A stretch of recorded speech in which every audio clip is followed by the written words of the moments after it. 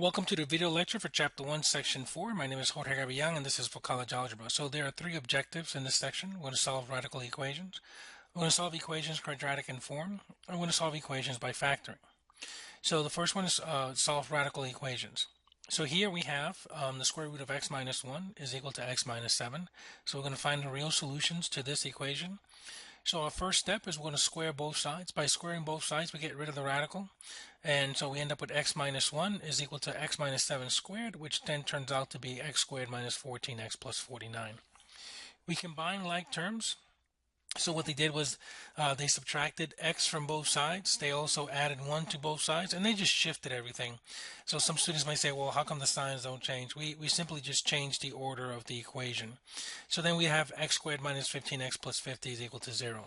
We factor that. That factors to x minus 10 times x minus 5. We use the zero product property, so x is equal to 10 or x is equal to 5. So then we'll go ahead and we check both of them. And then we find out that the solution x is equal to 5 does not check, so that's an extraneous solution. So the only solution to this equation is x is equal to 10. Here's another example. We're going to find the real solutions of this equation. So we have the square root of 2x plus 3 minus the square root of x plus 2 is equal to 2. So what we're going to do here is we're just going to move one of them over to the other side. I'm going to isolate the one that looks like it's more complex. In this case is the 2x plus 3. You still square both sides. On the left side, we end up with 2x plus 3. On the right side, we end up with the square root of x plus 2 squared plus 4 times square root of x plus 2 plus 4. So we multiplied those out, and as you can tell, we still ended up with a radical. So then we're going to combine like terms as much as we possibly can. And so now, because the equation, again, still contains a radical, we're going to isolate the remaining radical, and in this case will be the 4 times square root of x plus 2. And so, this line right here, so we're still going to go ahead and square both sides. When you square both sides, we get x minus 3 squared on the left. And then when you square 4 times square root of x plus 2, what you end up with 4 squared times square root of x plus 2 squared, which is just x plus 2, and then the 16. And then again, we multiply out the 16, we combine like terms, we end up with x squared minus 22x minus 23 is equal to 0. We factor, so we get x is equal to 23 or x is equal to negative 1. We check both solutions, and we find out the only solution is x is equal to 23.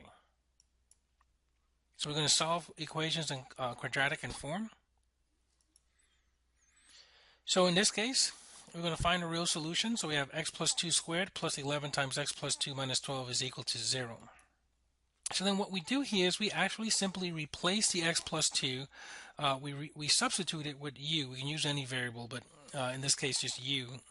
And so therefore, if u is equal to x plus 2, then u squared is equal to x plus 2 squared. And so we replace the first term with u squared.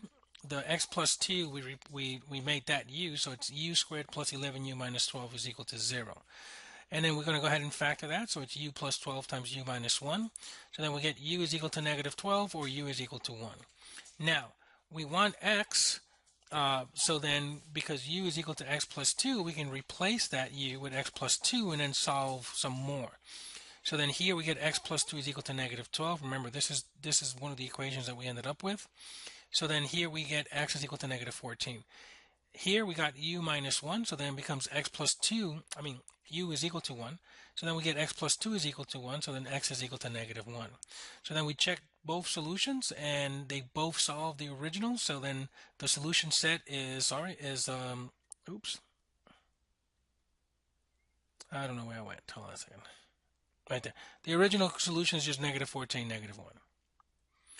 So here's another example. We're going to go ahead and find the real solutions of the equation. We have x plus 2 times square root of x minus 3 is equal to 0. So in this case, we're going to let u equal the square root of x, then u squared is equal to x. And so then the original equation, x plus 2 square root of x minus 3, becomes u squared plus 2u minus 3. We factor that to u plus 3u minus 1. We end up with u is equal to negative 3 or u is equal to 1. Now, since u is equal to the square root of x, then we have the square root of x is equal to negative 3 or the square root of x is equal to 1. Now the first of these, square root of x is equal to -3, has no real solution, since the principal square root of a real number is negative, never negative. So the second one, square root of x is equal to 1, has the solution at x is equal to 1, and it works out. So the original equation has the solution of 1. We're going to solve equations by factoring. So here we have x to the fourth is equal to 4x squared. So in this case, what's going to happen is we're going to shift everything to one side. So we move the 4x squared over to the left side. So we end up with x to the fourth minus 4x squared is equal to 0. And then we factor out an x squared, so we end up with x squared times x squared minus 4. And so now we have x squared is equal to 0, which gives us x is equal to 0. And then on the other side, we have x squared minus 4 is equal to 0. X squared is equal to 4, so x is equal to plus or minus 4. The other thing is, remember that this is the difference of two squares, so we could have simply just said, well, this is x minus 2 times x plus 2, which still would have given us the plus or minus 2. So we check each of these possible solutions into the original, and each of those is in fact a solution. So the solution set is -2, 0, 2. And that's the end of 1.4. Thank you.